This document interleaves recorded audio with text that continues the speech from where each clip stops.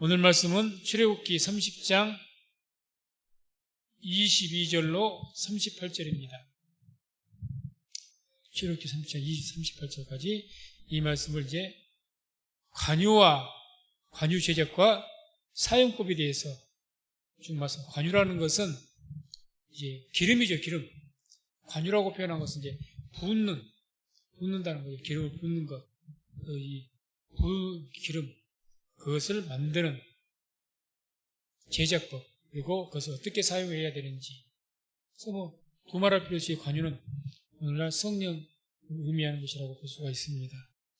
먼저 첫 번째 1번 보면 이 관유 제작법 22절에서 25절까지 나오고 있습니다. 1번, 이제 1번을 쳐서 띄워 올리시고, 그리고 22절부터 25절까지 보면은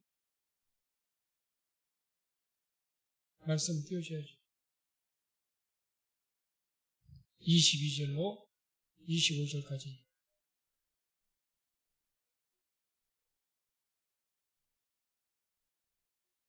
성경을 찾아보시기 바랍니다.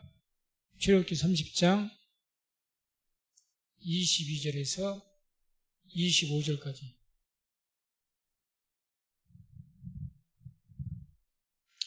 제가 말씀을 성경 보세요. 성경 찾으셨으면 같이 말씀을 합독하겠습니다.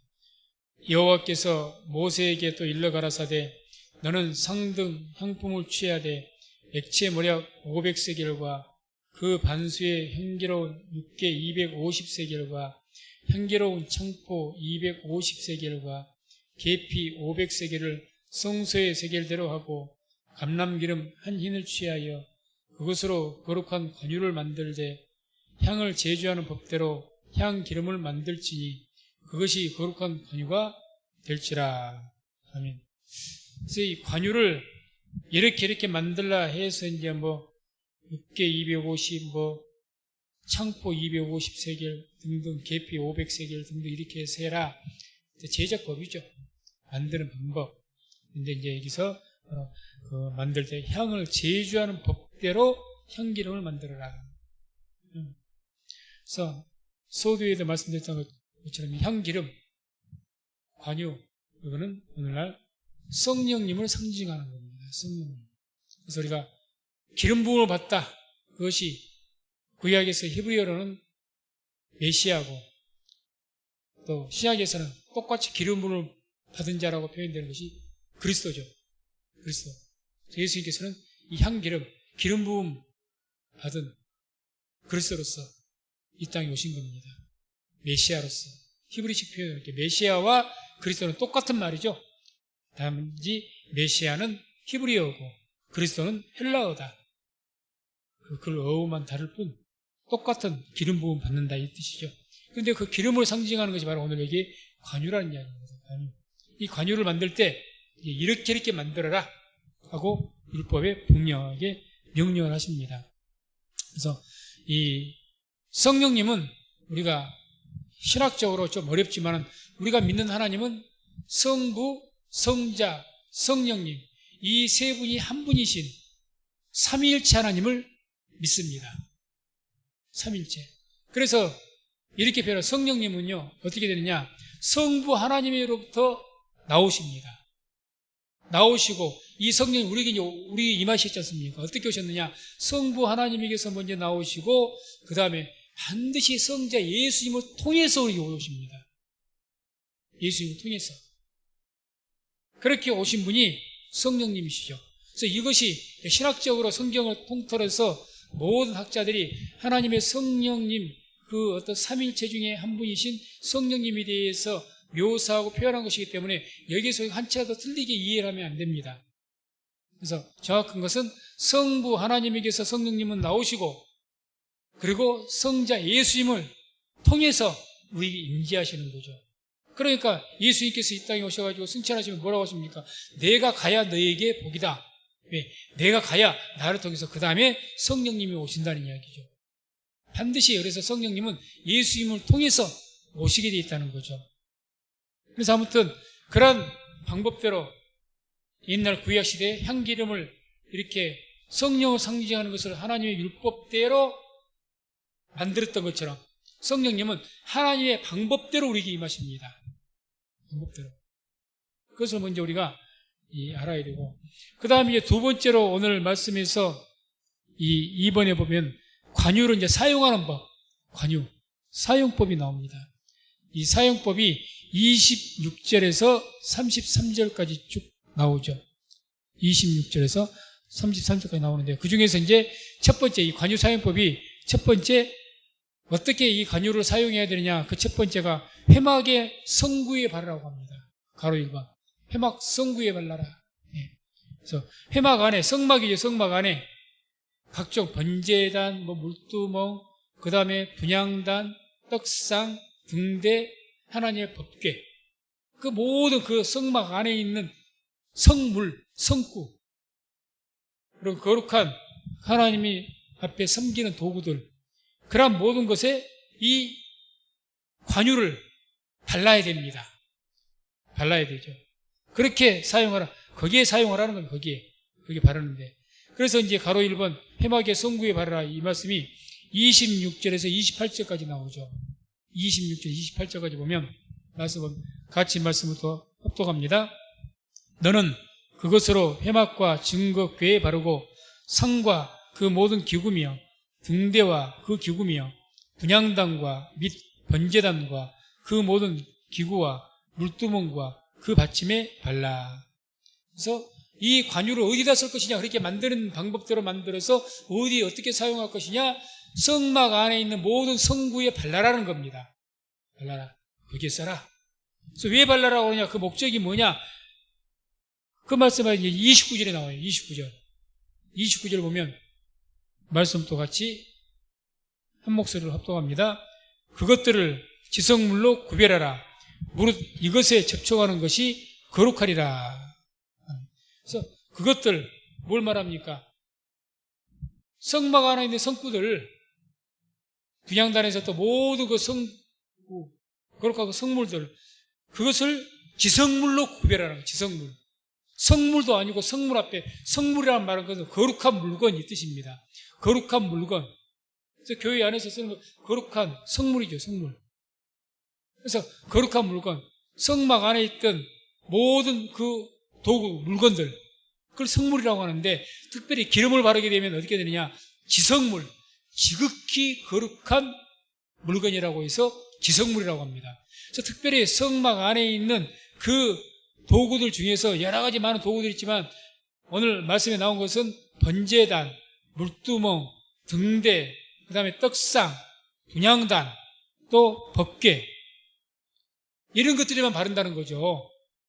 그 성막 안에 있는 많은 도구들 중에서 여기서 말한 이 도구들은 지극히 거룩한 성물이다, 이렇게 해서 지성물, 그렇게 구별해라 말하는 겁니다.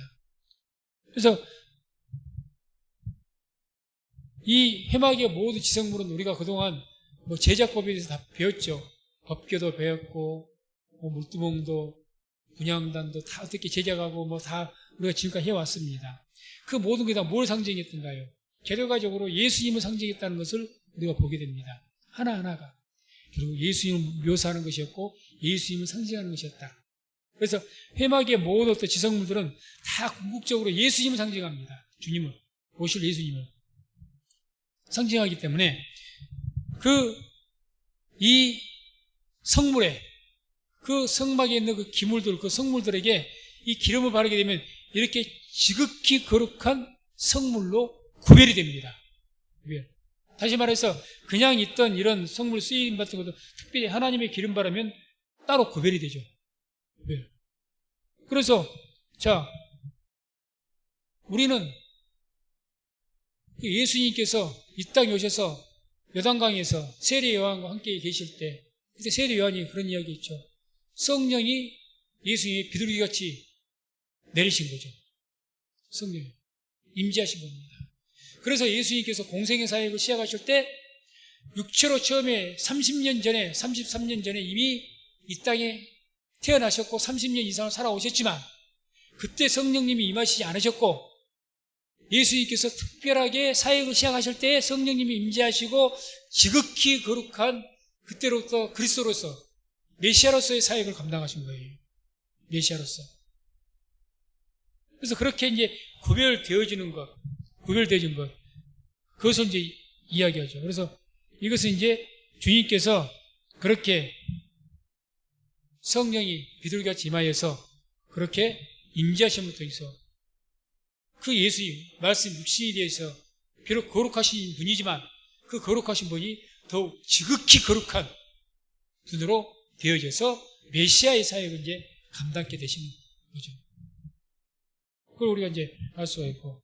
그래서 그 결과가 이제 그렇게 되면 이 지극히 거룩한 물건 같으면 지성물인데 예수님 같으면 지극히 거룩한 그런 하나님의 자녀로서의 사역을 감당하시는데 지극히 거룩한 하나님의 자녀로서 메시아의 사역을 감당할 때 그런 지극히 거룩한 것에 접촉만 해도 손에 닿기만 해도 거룩이 있다는 거예요.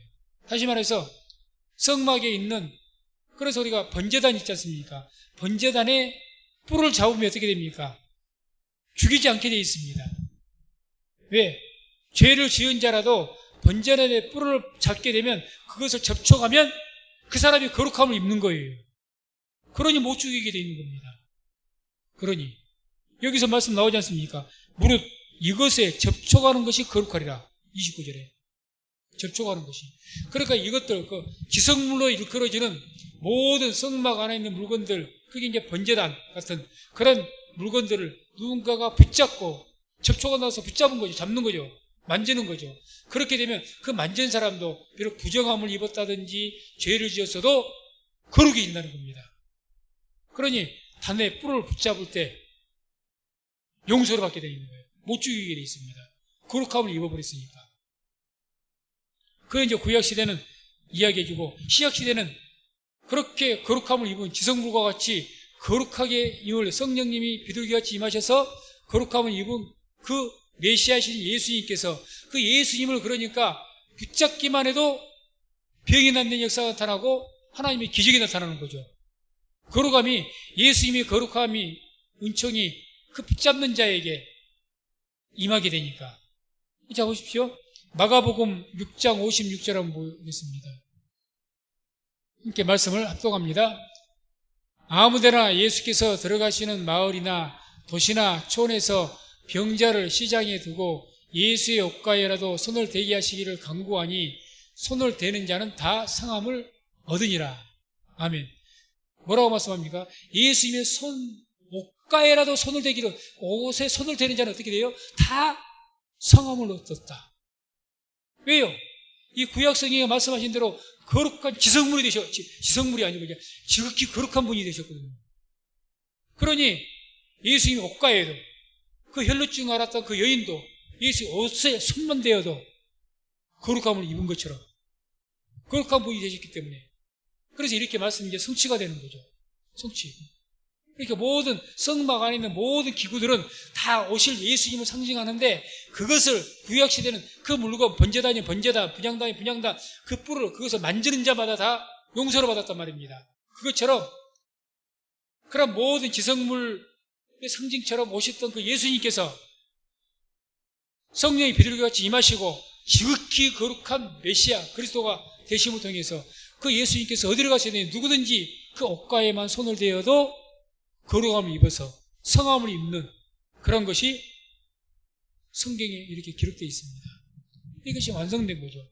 구약의 말씀이 신약의 성취가 된 거죠. 성취. 그래서 구약의 말씀은 그림자고 신약은 실체입니다. 항상 우리 구약의 말씀, 예언적인 말씀들, 상징적인 말씀은 반드시 신약시대에 성취가 있습니다. 그 말씀에 대한 성취가 된 거죠. 뭐 여러 가지가 많이 있죠.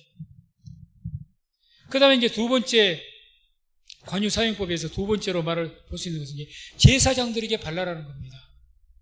제사장. 이제 처음에는 뭐에 발랐습니까? 성구.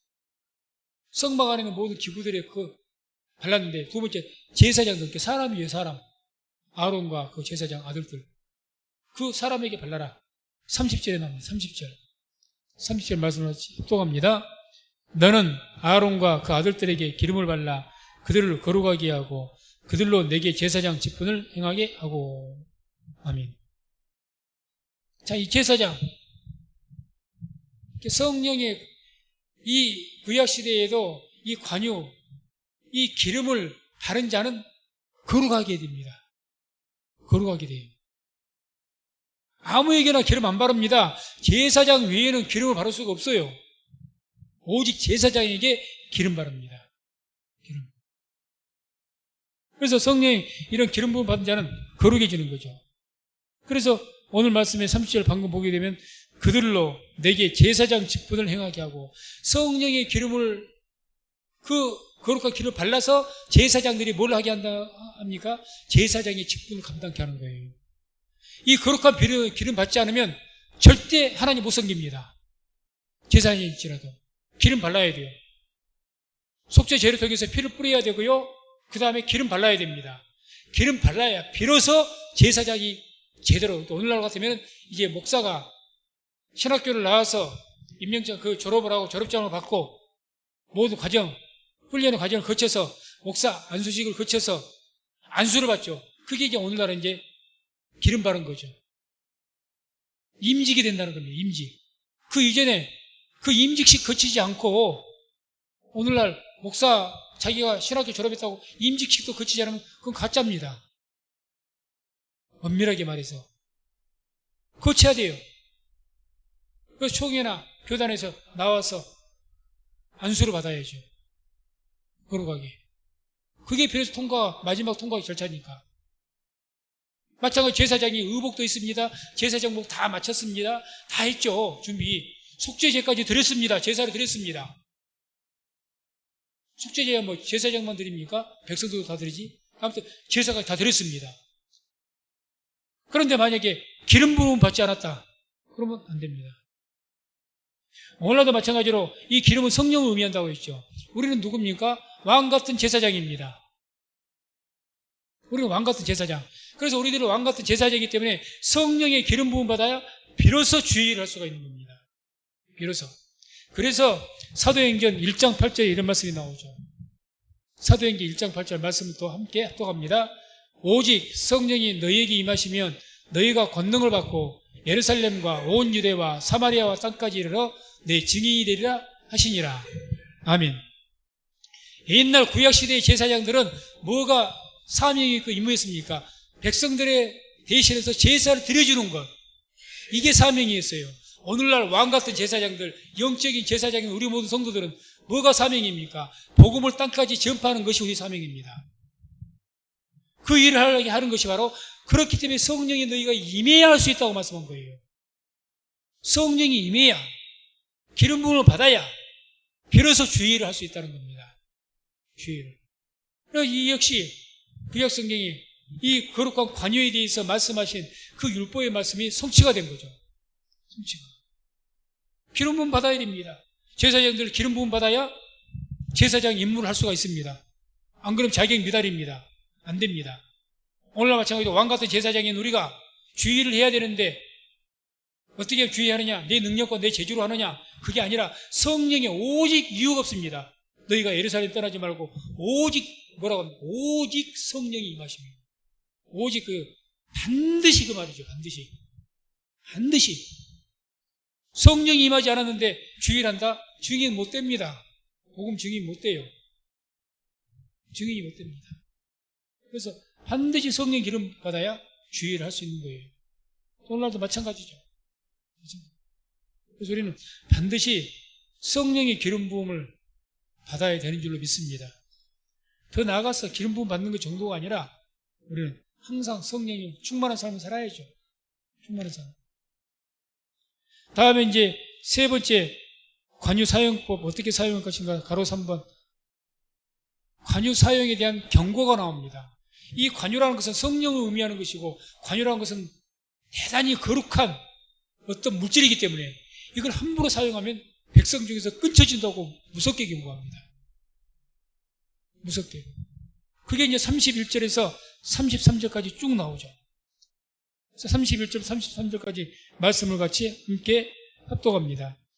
이스라엘 자손에게 고하여 이르기를 이것은 너희 대대로 내게 거룩한 관유니 사람의 몸에 붙지 말며 이 방법대로 이와 같은 것을 만들지 말라. 이는 거룩하니 너희는 거룩히 여기라. 무릇 이와 같은 것을 만드는 자나 무릇 이것을 타인에게 붓는 자는 그 백성 중에서 끊쳐지리라 하라. 아멘. 끊어짐이 이게 단순한 문제가 아니에요. 하나님의 백성에서 끊어져 버린단 말입니다. 영적으로 말한다면 영혼 구원에서 탈락돼 버리는 거예요. 엄밀한 말씀입니다.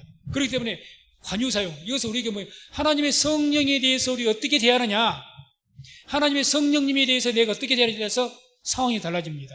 이 말씀드리겠지만, 자, 그러니 먼저 경고가 첫 번째로 어떤 경고를 합니까? 32절 보면 사람의 몸에 붙지 말라고 합니다. 사람. 이게 누구를 말합니까? 제사장들에게는 상관이, 제사장들은 보호해야죠.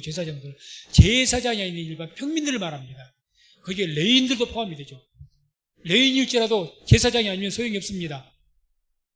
제사장들 외에 일반 평민들에게 붙지 말라는 거죠. 그렇게 되면 어떻게 된다고요?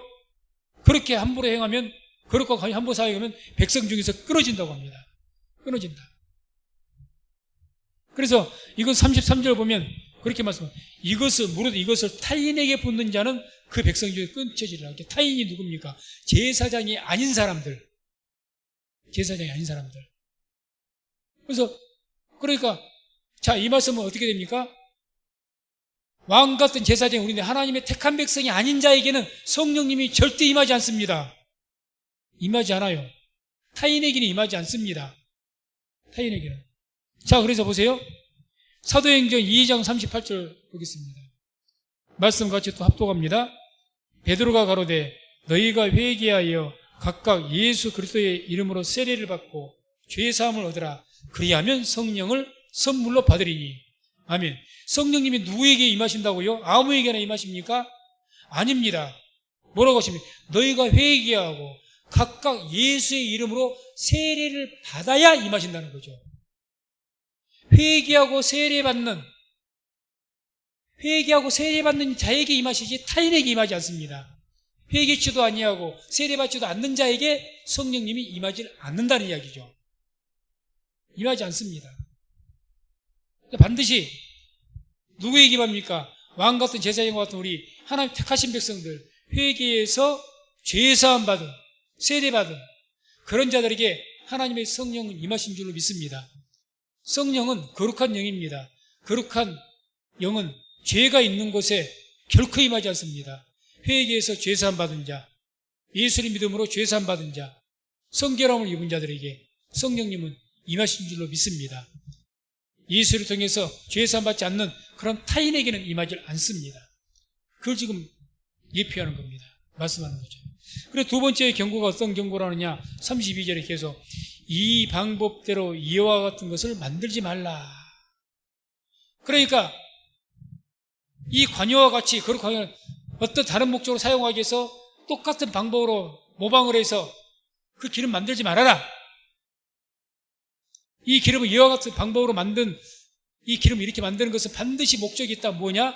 제사장들에게 발라서 제사장들을 거룩하게 하고 제사장들을 통해서 하나님의 섬기게 할 수 있도록 하기 위해서 하는 목적이 분명하기 때문에 이런 방법으로 만든 것은 어떤 일에도 이렇게 만들지 말아라는 거죠. 당시 중동 그쪽에는 이스라엘은 더 그랬고요.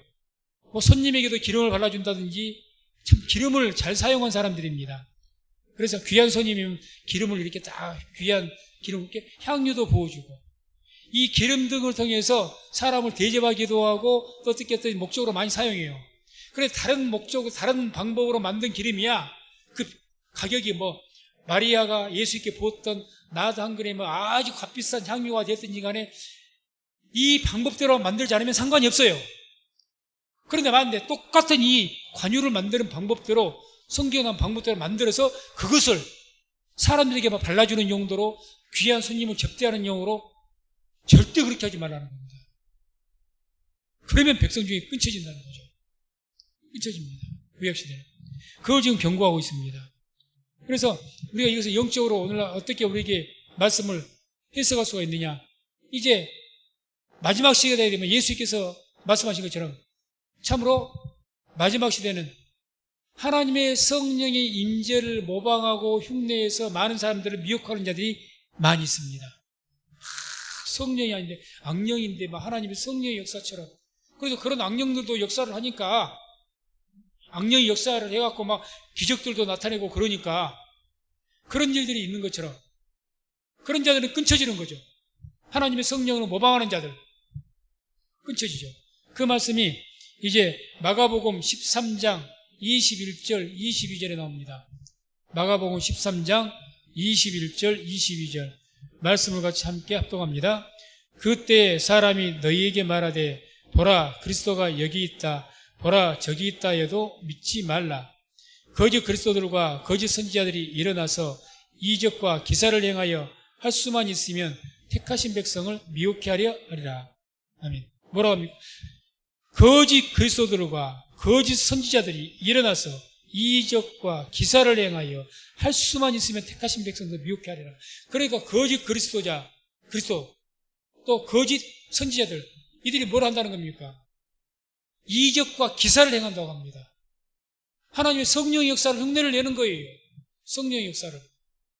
그렇게 할 수만 있으면 택하신 자들도 미혹을 하려 할 것이다. 미혹할 수가 없겠지만 그렇게 미혹을 할 것이라는 거죠. 이와 같이 이렇게 하나님의 성령을 모방해서 성령의 역사인 것을 막 흉내를 내고 성령의 역사 능력이 나타나는 것을 흉내를 내는 거예요. 성령의 역사를 흉내내서 병도 고친다, 뭣도 한다 그렇게 미혹을 하는 거죠. 그들이 많이 일어날 것이다. 그런 자들은 반드시 끊쳐질 것이다. 저주받을 것이다. 이렇게 경고를 하신 거죠. 경고하십니다. 그래서 이와 같이 관유를 함부로 거룩하게 사용하지 않으면, 다시 말해서 관유라는 것은 하나님의 방법대로 만들었는데 거룩하게 사용하기 위해서 제사장들에게 발라서 제사장들의 그 직분을 하나님 섬기는 그 일들을 할 수 있도록 하기 위해서 관유를 발라야 되는데, 부어야 되는데, 그런 목적으로 사용하지 않기 위해서 관유를 만든다든지 잘못 사용하면 이렇게 백성이 끊쳐질 것이다, 이렇게 말하죠. 그 백성이 끊쳐질 것이다. 그래서 우리가 마태복음 12장 31절 32절 보면 오늘날 어떻게 끊쳐진다고 말씀하느냐 분명히 말씀하죠. 오늘날 함께 말씀을 합독합니다. 그러므로 내가 너희에게 이르더니 사람의 모든 죄와 회방은 사하심을 얻되 성령을 회방하는 것은 사하심을 얻지 못하겠고, 또 누구든지 말로 인자를 거역하면 사하심을 얻되 누구든지 말로 성령을 거역하면 이 세상과 오는 세상에도 사하심을 얻지 못하리라. 아멘. 백성이 끊쳐진단 말이, 백성이 끊어진단 말이 그 말입니다. 성령이 잘못 성령님이 모독하는 그런 거역하면, 모독하게 되면 사람의 모든 죄와 회방은 사하심을 얻습니다. 예수 앞에서 우리가 자복하고 회개하면 용서를 받습니다. 그런데 성령을 회방하는 것은 사하심 얻지 못합니다. 성령님을 회방하면 그 백성 중에서 완전히 끊어져 버립니다. 그리고 뭐라고 하십니까? 또 누구든지 말로 인자를 거역, 예수님을 거역해도 사하심을 얻는다는 거죠. 예수님 말씀을 거역했어요. 예수님께 이러이러해라 계명을 주셨는데 그 말씀을 지키지 못했습니다. 그럼 우리가 죄사함 다시 주 앞에서 우리의 죄를 자백하고 회개하면 주는 미쁘고 의로우사 우리 죄를 용서하신 줄로 믿습니다. 그런데 중요한 것은 성령을 회방하면 뭐라고 합니까? 누구든지 말로 성령을 거역하면 이 세상과 오는 세상에도 사하심을 얻지 못할 것이다. 무서운 말씀이에요. 성령 회방죄가 얼마나 무서운지 모릅니다. 성령 회방죄는 아주 무서운 겁니다. 용서받지 못합니다. 용서받지 못해요. 우리는 항상 우리 안에서 우리가 뭐 성령 회방죄를 우리가 뭐 간다는 것을 갖기가 그렇게 하지 못하죠. 적어도 성령을 받은 사람들은 못합니다. 어쨌든 아무튼 이런 성령 회방죄를 우리가 어떤 자가 죄를 짓게 되면 그거는 이 세상에서도 오는 세상에서도 사하심 못 받습니다. 영원한 멸망으로 떨어져 버립니다. 그래서 이 경고를 우리가 또 아주 깊게 받아야 됩니다. 이것이 바로 구약시대에 관유를 잘못했을 때 그렇게 백성 중에 끊쳐질 것이다. 아니 무슨 그 향 기름 하나 잘못 썼다고 해서 이렇게 무섭게 말씀하시느냐? 기름이 성령을 상징하기 때문에 그렇습니다. 그래서 이걸 통해서 오실 성령님에 대해서 지금 예표를 한 거죠. 성령님에 대해서. 그래서 항상 성령님은 성부, 성자, 성령 이 삼위 중에 한 분이시고 하나님이십니다. 하나님이셔요. 그러니 그 성령님을 우리가 함부로 대하면 큰일 나는 거죠. 큰일 나는 겁니다. 그 성령님 지금 어떻게 계십니까? 지금 우리 안에 계시고 항상 우리가 예배를 드릴 때라든지 이렇게 예배 드릴 때 항상 지금도 성령께서 우리와 함께 하시는 줄로 믿습니다. 함께 하십니다. 그 성령님을 하나님 성삼일체 중에 한 분 하나님으로 우리가 섬기고 그분을 예배하고 그분을 영광을 돌릴 수 있는 그런 우리 모든 성도님 되시기를 주의 이름으로 축원을 드립니다. 다음에 이제 큰 3번으로 이 관유의 제작과 보관, 관유를 이렇게 제작을 하고 또 보관은 어떻게 해라 이런 말씀이 나옵니다. 34절에서 36절까지 말씀 보게 되면 말씀부터 같이 한 목소리로 합독합니다.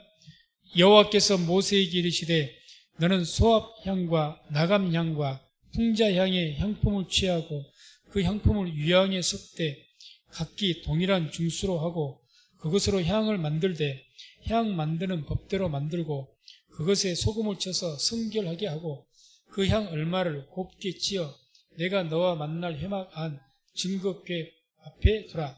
이 향은 너희에게 지극히 거룩하니라. 아멘.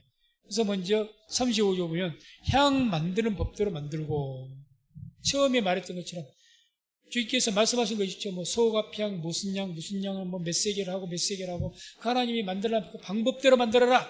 반드시 그 방법대로. 그걸 먼저 말씀하고 그 다음에 또 35절 보면은 그것에 소금을 쳐서 정결하게 하고 소금을 치라고 합니다. 소금을 쳐라. 이 소금이 상징하는 바가 있습니다. 이 소금이 뭘 의미하느냐? 영적으로 뭘 상징하느냐? 민수기 18장 19절 봅니다. 민수기 18장 19절 말씀을 같이 함께 합독합니다.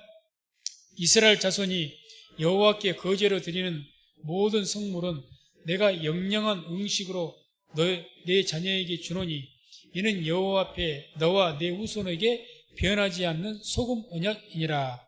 아멘. 지금 뭐라고 합니까? 변하지 않는 소금 언약. 소금이 영적으로 뭘 의미하느냐? 하나님의 약속, 언약을 의미합니다. 변하지 않는 하나님의 약속. 이건 변함이 없는 하나님의 약속이다. 그 이야기죠. 소금 언약. 또 역대하 13장 5절 보면 이런 말씀이 나옵니다.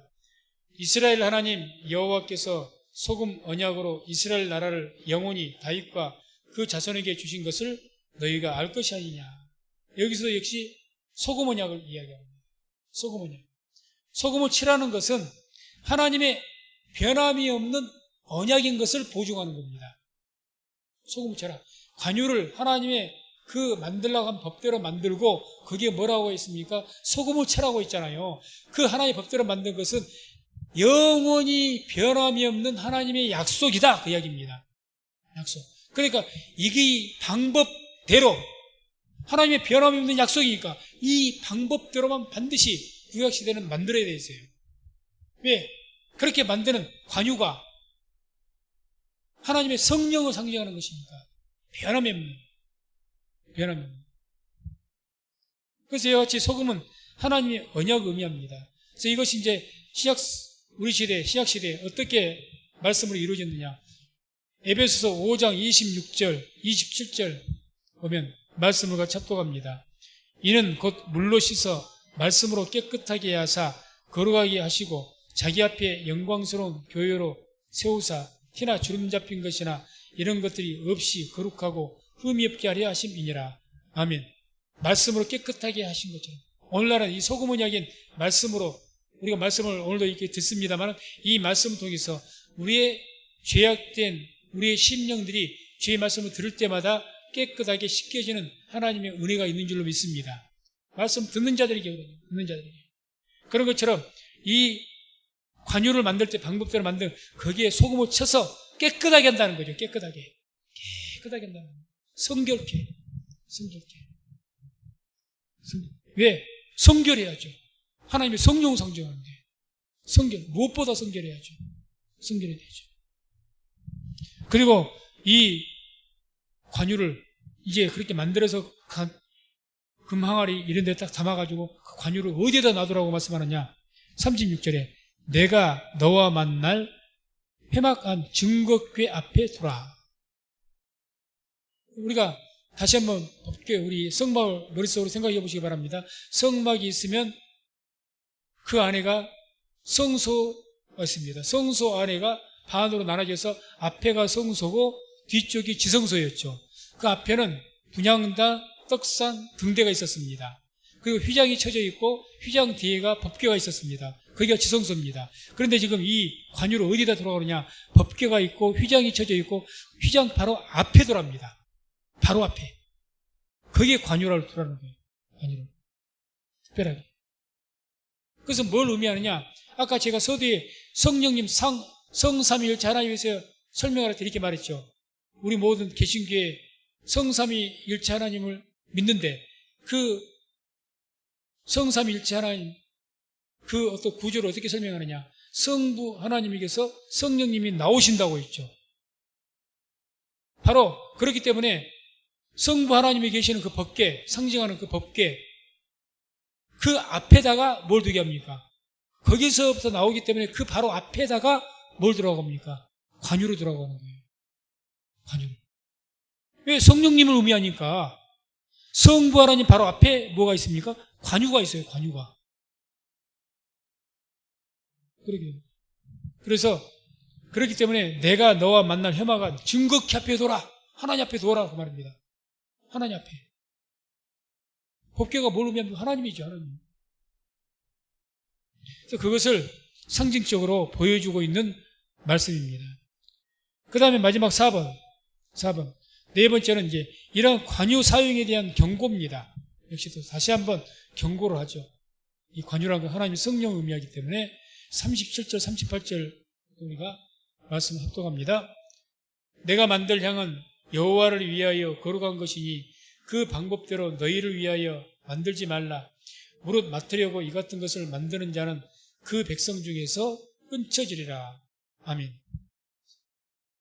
내가 만들 향은 여호와를 위하여 거룩한 것이니 하나님께서 거룩한 것입니다. 거룩하게 지극히 거룩하게 구별했습니다. 그 방법대로 너희를 위해서 만들지 말아라. 그 방법대로. 자꾸 똑같은 방법 모방해서 만들지 말아라. 이것은 성령님을 의미하는 것이고 하나님의 목적을 위해서 한 것이니까 만들지 말라는 거죠. 그렇게 한마디로. 그게 첫 번째 경고고 절대 너희들은 그런 방법 똑같은 방법으로 만들지 말아라. 그 이야기였고 두 번째는 38절에 무릇 맡으려고 이 같은 것을 만드는 자는 그 백성 중에서 끊쳐지리라. 맡으려고 냄새 맡으려고 냄새 맡는 거 향이 좋을 때니까 아주 향기가 좋으니까 향 맡으려고 뭔가 막 이렇게 하는 것처럼 그렇게 하려고 하지 말아라. 이렇게. 그러면 백성이 끊어진다. 이렇게 함부로 그 성령을 오용하지 말아라. 인간의 욕심대로 그걸 사용하려고 하지 말아라. 이 향은 하나님께로부터만 사용하기 위해서 제사장들에게 발라서 제사장들이 하나님 섬기게 하기 위해서 하는 것 뿐이니까 절대 다른 목적으로 사용하지 말라. 이런 엄중한 경고죠. 인간적 욕심을 하지 말라. 그래서 구약시대에도 이것을 뭐 거룩한 향유 방법대로 누구든지 만들 수는 있겠죠. 마음만 먹으면 만드는 방법이 있으니까 절대 그렇게 하지 말라는 거죠. 절대. 그래서 인간의 욕심대로 너희들이 마음대로 만들어갖고 이 향을 마음대로 이용해 먹지 말아라. 그래서 우리는 하나님의 성령, 이 관유로 상징하는 성령은 우리의 욕심대로 성령님을 우리가 함부로 해서는 안 됩니다. 이것을 그렇게 해서 하나님께 저주받은 자가 있습니다. 신약시대에. 그게 사도행전 8장 18절에서 20절 나옵니다. 한번 같이 말씀을 또 함께 합독합니다. 시몬이 사도들의 안수함으로 성령 받는 것을 보고 돈을 들여 가로되 이 권능을 내게도 주어 누구든지 내가 안수하는 사람은 성령을 받게 하여 주소서 하니 베드로가 가로되 내가 하나님의 선물을 돈 주고 살 줄로 생각하였으니 내 힘과 내가 함께 망할지어다. 저주를 선포해 버립니다. 마수사 시몬이라는 사람이 빌립 집사가 막 하나님의 성령이 임재해갖고 안수하는 사람마다 방언이 터지고 안수할 때 병이 낫고 막 이런 기적이 나타나니까 이 시몬이라는 사람이 마수사가 어떻게 한 겁니까? 아, 나에게 돈 줄 테니까 나에게 좀 파시오. 성령 연사 팔라는 거예요. 그러니까 저주해버리지 않습니까? 내가 하나님의 거룩한 성령의 은사를 돈 주고 살라고 생각했으니까 네 돈과 함께 너는 저주받아 죽어라. 이렇게 되는 거죠. 오늘날도요, 성령님에서 잘못한 사람들이 막 성령의 은사를 자기 욕심대로 구한 사람들이 얼마나 많은지 모릅니다. 성령님은 거룩한 영입니다. 은사는 성령님께서 주의 뜻대로 우리에게 나눠주신 것입니다. 그러니까 이 은사라는 것은 우리에게 말씀을 잘 가르치는 은사, 뭐 또 어떤 이 병 고치는 은사, 방언의 은사, 모든 은사는 거룩한 것입니다. 그러니까 거룩하게 하나님의 성령을 통해서 받은 거룩한 것을 거룩하게 목적으로 사용을 해야지.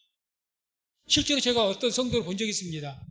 막 자기가 방언 받았다고 방언에 하면서 뭐라는 줄 아십니까? 테이프에다 녹음을 시켜요. 자기 기도한 것을. 방언 기도했다고. 그걸 가지고 자랑을 합니다. 그러라고 하나님께서 성령 은사 주셨습니까? 아니죠. 어떤 경우 성령 은사 받게 해준다고. 막 오라 해갖고 어떻게 하냐. 성령 은사를 하나님께로서 받아야 되는 것인데 자기가 받게 해줬다고 오래요. 그래서 막 모여가지고 막 뜨겁게 찬양하게 만들고 기도하게 만들고 막 기도하면서 막 하면서 뭐라 그러냐. 때로 막 할렐루야 할렐루야를 계속 똑같은 말을 반복하게 하고 막 열정적으로 하게. 그러다 보면 사람이 혀가 꼬여서 말이 이상하게 나와요. 그러잖아요. 그 우상 숭배하는 것 중에 남녀호랑기가 있잖아요. 막 열광적으로 남녀호랑기가 헛소리가 나옵니다. 하다 보면 사람이 똑같은 말 헛소리 말 좀 꼬이는 혀가 꼬일 수 있는 그런 단어를 갖다 자꾸 하게 되면요 혀가 꼬이게 돼 있어요. 그럼 이제 방언 받았다. 실제로 그런 일들이 한국에 있었습니다. 있었어요. 저주를 받았다 그러죠. 성령의 은사는 만들어서 되는 것 아닙니다. 인간의 노력으로 되어지는 것 아닙니다. 성령의 은사는 은혜예요. 하나님께서 하나님의 뜻대로 우리에게 주시는 것이 성령의 은사인 줄 믿습니다. 그 받으신 것을 받는 것을 거룩하게 사용해야죠. 그것을 돈 주고 살려고 하고 좀 더 지나치게 표현하면 오늘 성직도 매매를 하잖아요. 그런 경우들이 있습니다. 옛날에는 더 극심했고 가톨릭 시대는 더 극심했고 사제지고 사는 거죠. 돈 주고. 신약시대 예수님 당시에도 제사장들 로마 그 총독에게 돈 줘서 제사장직을 샀다고 하지 않습니까? 샀다고. 그때는 이제 레위 지파 그 다음에 아론의 계열의 자손들도 번창해서 제사장들이 많아요. 후손들 제사장을 할 수 있는 사람들이 그 제사장 하겠다고 총독에게 권세가 그 제사장을 정하는 그 인물 그 아론의 계열에서 정하긴 하는데 그런 사람들이 뭐 수백 명이 되니까 서로 제사장이 하고 싶은 거예요. 그러니까 그것을 정해 준 사람은 누구냐? 총독이었거든요. 거기서 돈 줘서 제사장을 샀답니다. 그게 얼마나 악한 일입니까? 하나님의 거룩한 은사를, 그 은혜를 우리가 하나님 은혜를 받아서 은혜를 입어서 구원을 얻었는데 그걸 거룩하게 여기고 범사에 감사하면서 하나님께 영광 돌리면서 그렇게 살아가야지. 그래서 모여가면 안 되죠. 인간적으로. 그러니까 이게 바로 성령 해방죄 이런 것들이다. 해방죄입니다. 돈 주고 살려고 하는 거예요. 하나님 은사를. 얼마나 화가 났으면 그냥 이 은과 함께 내가 망할지어다. 저주를 받아라. 그래서 왜 이 성령의 은사나 성령님이 해방죄에 대해서 무섭게 다루느냐. 지금 우리가 살아가실 때 어떤 시대입니까? 성령 시대입니다. 성령의 시대예요. 성령의 성부, 성자, 성령님, 성령께서 지금 활발하게 우리의 구원사역에서 역사하시는 성령 시대예요. 성자 예수님께서는 지금 주님 보좌 우편에 앉아 계십니다. 성령의 시대예요. 그런데 이 마지막 성령의 시대에서 성령을 회방해버리고 성령을 거역해버린다? 그러면 구원받을 길 없죠. 끝나는 거죠. 성령님 이후에 또 다른 분이 오십니까?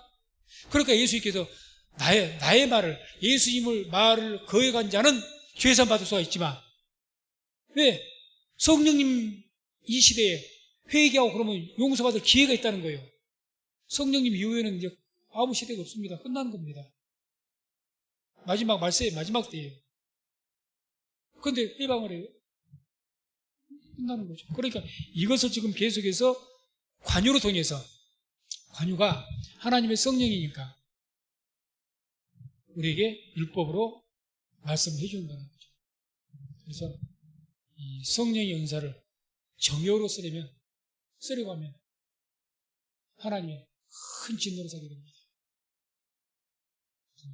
성령의 은사를 구할 때도 거룩한 마음으로 성령의 은사를 구하시고, 성령의 은사가 받고 은혜가 있는 자들은 그 성령을 거룩하게 주님을 섬기는 일에, 하나님께 영광을 돌리는 일에 우리가 사용을 할 때 하나님께 그것도 영광 받으시고 우리는 더욱더 성령으로 충만한 삶을 살게 될 줄로 믿습니다. 우리 모두가 말씀을 통해서, 오늘은 이제 관유는 성령을 상징하는 그런 말씀이 있습니다. 우리는 성령의 시대를 살고 있습니다.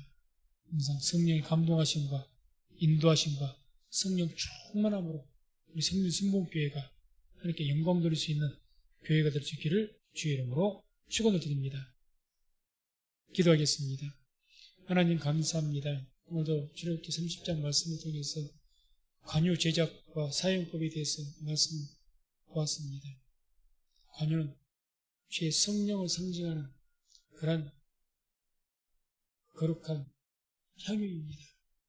하나님, 오늘 말씀 통해서 우리가 성령님을 어떻게 우리가 그 성령님을 대하고 마음가짐을 가지고 살아야 할 것인지 말씀 통해서 보게 됩니다. 모든 말씀들 들을 때마다 우리가 이 구약의 말씀은 신약시대의 그림자입니다.